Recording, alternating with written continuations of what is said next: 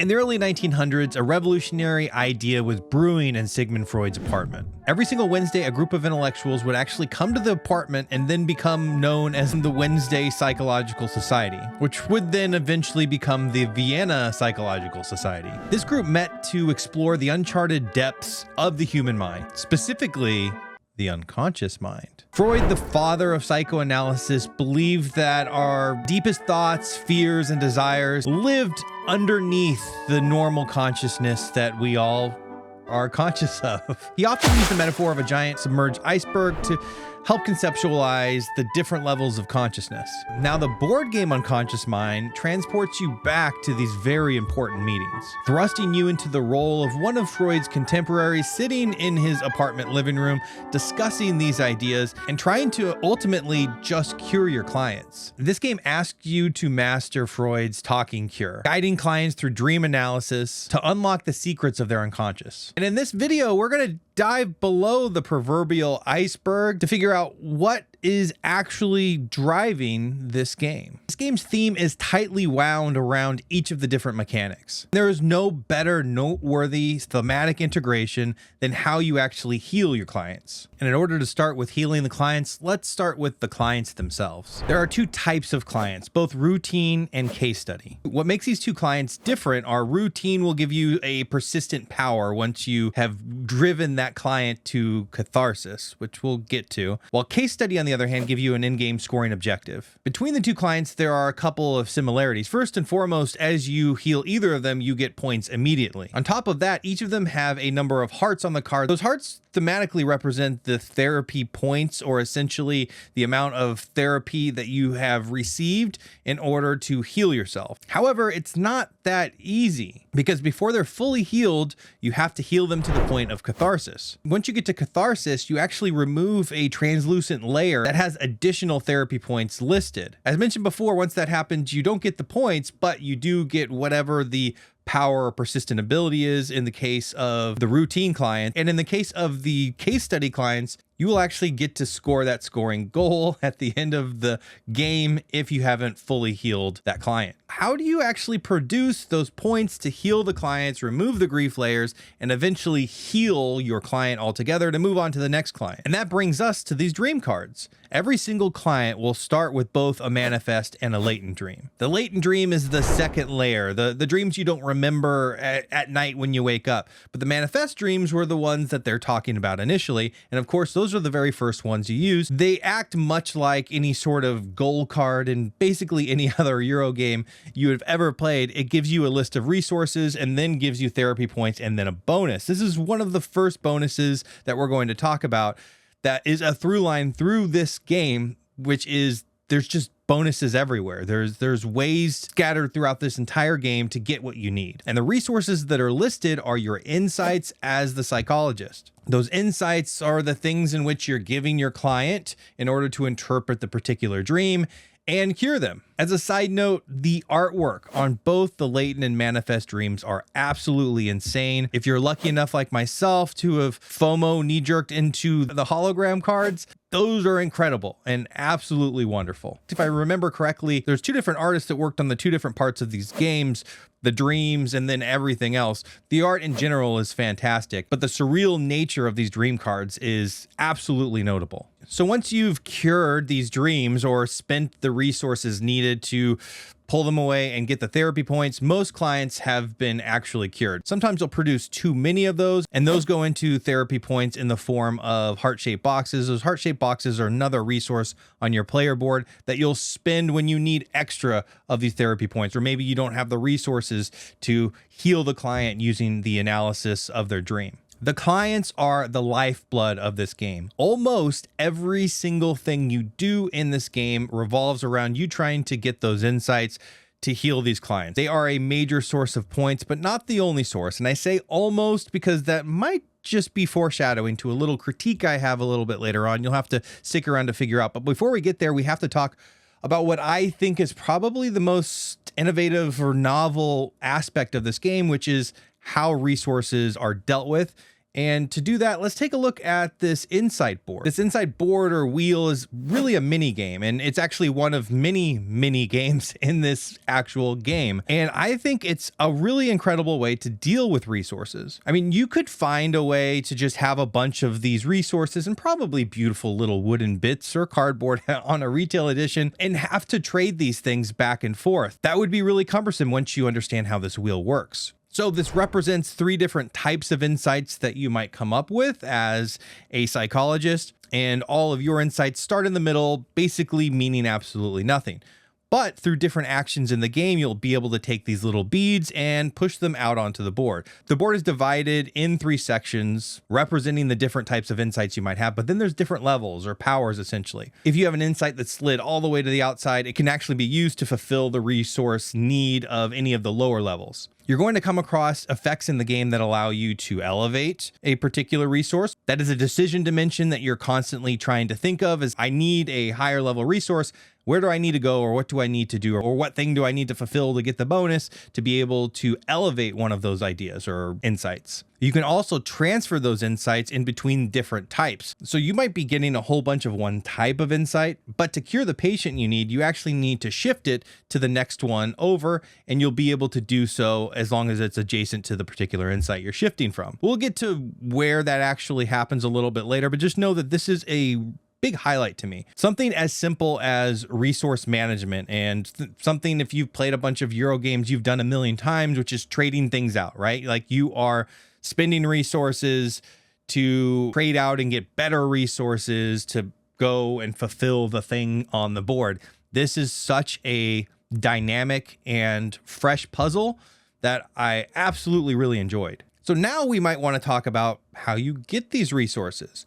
One of the major ways is the worker placement or idea placement part of this game, which is this meeting table. This is a representation of that Wednesday meeting in Freud's apartment where you're sitting around a table, possibly spending coffee, which is another resource on your player board, to place ideas and get stuff and do stuff. These idea bubbles are your workers that you place out on this table to activate the particular action. You can also spend another light bulb resource, which is kind of an extra bonus to do the thing twice, or you can put up to 2 of your ideas on one spot and activate it twice. In that bottom left corner, you're going to see pictures of the actual insights. So you can place your ideas there to get the insights to eventually spend. However, they might not be the right level. Being that lowest level, many of these dreams are going to call for these major insights. So one of the ways to do that is with this action. This action allows you to move 2 of your insights up and even transfer one to a different type. This is not the only way to actually do this. You'll get some of these bonuses even from just healing clients or a particular grief layer. So you want to be on the lookout for those types of clients and grief layers out on the board when you choose a new client to possibly fulfill that, but just know that you can always go to this meeting board to actually get the stuff you need and eventually grow, raise the insight, or transfer the insight to go and heal the patient. The second set of actions are at the top of this board that go all the way across, and they deal with acquiring these notebook tiles. These notebook tiles represent the notes you're taking during this Wednesday meeting in Freud's apartment, and you slot them in on your player board. This connects to the most interesting part of what is basically a second rondel minigame, which is your player board. See, depending on where you actually place these different ideas of yours, you're going to look across the board and see how many times your ink bottle will actually move around your player board. Depending on where this ink bottle actually stops will determine which row you activate. And if you stop at the top, you can actually activate an entire column. This is such an interesting, teeny tiny little wrinkle to worker placement. You can see out on that table board, there's different options that you can select to choose the same exact action. See, it just depends on where your little idea tail points. So you might want to try to get to the spot that moves your ink bottle the perfect number of times to activate that row that you really need to activate. This player board is a dynamic component of your decision space, something that I think is absolutely wonderful. It's something that you are building throughout the game. So it's an engine building component as well. And that little rondel component, which by the way, isn't the only rondel in this game, is a really fun strategic addition that I think is absolutely brilliant. Speaking of rondels, these spaces all deal with a city board, which is a totally separate shared rondel. There's a very interesting dynamic with this city board. You can go to this space to move either 1 or 2 spots around the rondel, or place yourself where Freud goes. Freud will be walking around the city as you go along. And with this space, you can actually manipulate where he goes. Why would you want to do that? Well, you get to perform the actions on the space the number of times equal to the number of professors on that spot. And that does include other players. So if you want to maximize the power on this little rondel game, you would want to go to possibly Freud's space or manipulate where Freud might go. And then in a subsequent action, move your person to that spot. And yet again, another fun little mini game that helps you get what you want in this game. You'll notice the city board is in 3 different sections. Those are relating to the different types of insights. So yet again, this is another way to maximize your potential, get more and more of those insights, get those insights to the right places to heal your clients. This is also another spot for you to trade those insights for more stuff throughout the game, whether it be heart-shaped boxes or even research cards. And since we're on research cards, let's figure out what those are for. See, when you take the action to draw them, you just draw them up into your hand. You have to take another action or get a bonus to actually play them out onto a tableau of sorts. Most of them give you an immediate benefit or symbols that are used in another part of the game.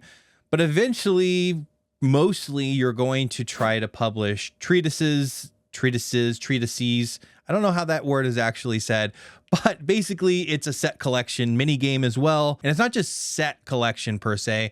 It is getting the right research cards to slide into these treatises boards and score the points. And this is where my critique begins a little bit on this game. This is the part that feels just a little disjointed or not particularly directly related to healing patients. While it is a source of extra goods, it's a source of points and is one of the ways in which you can fulfill a particular goal that gives you reputation points, which is a whole nother thing that we need to talk about. But it just, I don't know, it actually reminds me a little bit of the animal hunting mechanic in Endless Winter, which is the previous game from Fantasia Games, where that just felt like this little side activity that you could tip them over and have them benefit your game immediately, or hold them in and score them at the end of the game in a set collection kind of aspect. But it didn't necessarily feel integral, to me at least, with the rest of the game. It also feels a little bit hollow. It's as you're scoring what is actually a pretty decent amount of points, it doesn't necessarily feel like I've accomplished anything to do so. When I'm healing a client, I am having to get the right resources.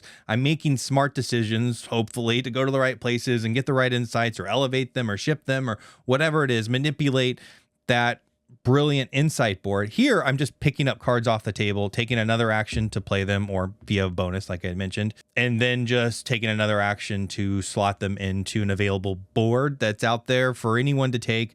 Everyone can see them. It's not like you're even trying to fight for a particular one. They're all available at the beginning of the game. It's just the one component that just feels like a near miss for me. And I don't feel particularly smart in interacting with it. Real quick, I had mentioned this reputation track. This is yet another kind of extra bolt-on thing that's, it serves a purpose. Every time you move up, you move Freud's marker up.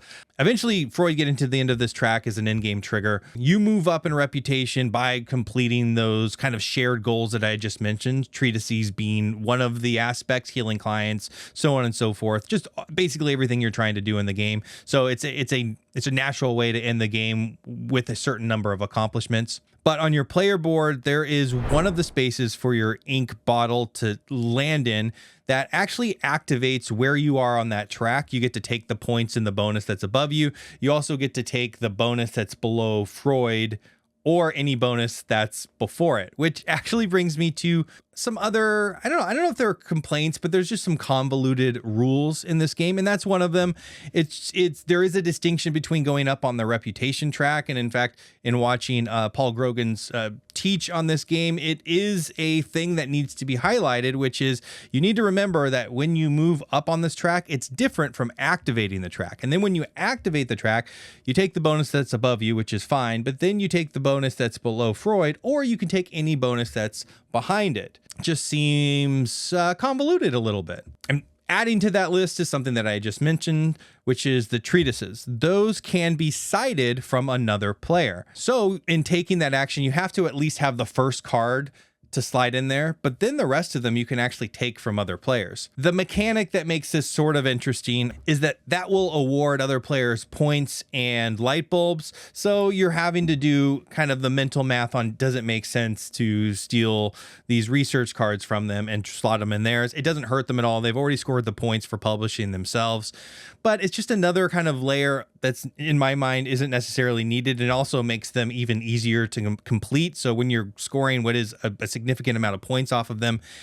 it just doesn't feel particularly hard. Another sort of kind of convoluted wrinkle is when we're the aforementioned city board rondel, as you move your little Professor Meeple and it meets where Freud is and other players, you can take the number of actions equal to the number of professors on that particular spot. Or you can count the number of associated symbols that maybe you've collected through healing patients, or those aforementioned research cards, or the symbols printed on the treatises. There might even be another or in there, but I think you get the point. There's a lot of different ways to actually complete these symbols. And if that number is above the number of professors on that spot, then you count that number and you do the action that number of times. Back to clients, we had mentioned this part, but when you treat the client up to catharsis, you take the grief layer off. You get the bonuses there. You don't score the points, but then that secondary ability in the routine patients is now active. And in the case study patients, the scoring objective is active. If you were to end the game right there, you would score the points associated with that goal, but you don't ever score the points associated with curing the client until you've cured the client. Now, the grief layers do a good job. They cross out the little ability, and when you remove it, now all of a sudden it's active. However, it doesn't cross off the points because, of course, if you remove it, you don't score the points. But it just kind of leads to just another little rule overhead thing that you have to remember. From a design perspective, is probably necessary. It just adds to overhead on what is in general, a really simple kind of game to teach outside of all the different conditions associated with the 3 different actions. The one thing that actually does connect the research cards and the publishing of treatises is when you pull your ideas back. Instead of placing the associated marker on the location spot, you can actually place it on the district bonus spot if you have the corresponding number of those symbols somewhere in your tableau. That's another sort of convoluted aspect to this game. It's what connects that part of the game, and it is certainly a consideration in which research cards you're wanting to pick up, and if you want to cover their symbols and actually publish them. It does add to the decision space, albeit I think relative to healing your clients, doesn't really connect in my mind. And that brings me to my final thoughts here. The action selection and the multidimensional decisions are absolutely wonderful. Doing the math on where that ink bottle really needs to land relative to where you're placing your ideas and how you're going to manage that insight board, what you need to elevate, what you need to transfer, what dreams are you working with, how does that relate to where my professor is out on that location board? What can I activate there? Basically trying to use all of the resources and all of these different components or mini games to just get you those insights is fun and a really stimulating puzzle. Both of the rondel games are very interesting and rewarding. The resource management is borderline genius. The extra powers that the routine clients give you once you've healed them to catharsis are completely powerful. And another fun thing when you're going to select the next client to heal, you're looking at what it's actually going to give you. Or maybe you're looking at the case study clients and seeing, hey, does that benefit kind of where my game's going in general based upon what that end game goal is actually telling me? Brilliant. Everything in this game is also a bonus. You're getting the bonuses when you even just set the action selection spot, depending on where that ink bottle goes. When you're healing the grief layer, you're getting bonuses. When you're using a dream and getting the therapy points, you're getting bonuses on top of that. When you're moving around that rondel, depending on how you manipulate it, you're getting more and more bonuses. It's really kind of just leads into, maybe it's not the typical kind of combo-tastic game, but it's leading you to be able to do more and more and more, which is just, it's feel good everywhere. And even the critique I had on those research cards, they're feel good when you put them down and you get that extra stuff. The production on this is absolutely insane. Now, granted, I do have the collector's edition, although The collector's edition mostly is upgraded ink bottles, which I'd like those better than base. But the minis, which, you know, some people might like, I much prefer kind of the wooden screen printed meeples, which I've shown you in this video. The dual layer boards, the art, everything that I assume will come in retail that's not part of this collector's edition is insane. It's absolutely beautiful. And in fact, the only thing in the collector's edition that I really appreciated that I'll use over anything else are the ink bottles. It does come with an extra playmat for kind of card organization. The thing is a mess on the table. It's a massive mess on this table. So any extra stuff you have on there is to organize is definitely good. And lastly, the best part about this game is the thematic integration. For something that is essentially producing resources and fulfilling requirements on those dreams, it feels incredibly thematic, and the implementation was really thoughtful. And when I started to look into the Wednesday Psychological Society and Freud and his perspective on dreams and grief and healing, if you are trying to implement all of that into a Euro game, I can't imagine it have been done any better than this. And that's where I'm going to leave it. I really enjoy this game. The one thing that is going to hamper it getting to the table for me is just some convoluted rule sets. The baseline rules of those 3 different actions is all you do on your turn is great, but there's just rules overhead that each time I bring it out, I'm going to have to remind myself. I think it's a brilliant design, slightly convoluted. The elegance is there in some parts. It's a little clunky in others, which might not be for some people. Regardless, though, I think this is a great game and it's staying in my collection. And if you made it this far, I appreciate it. Thank you. I know this was probably a long video and you suffering through it, I appreciate. With that said, have yourself a great day.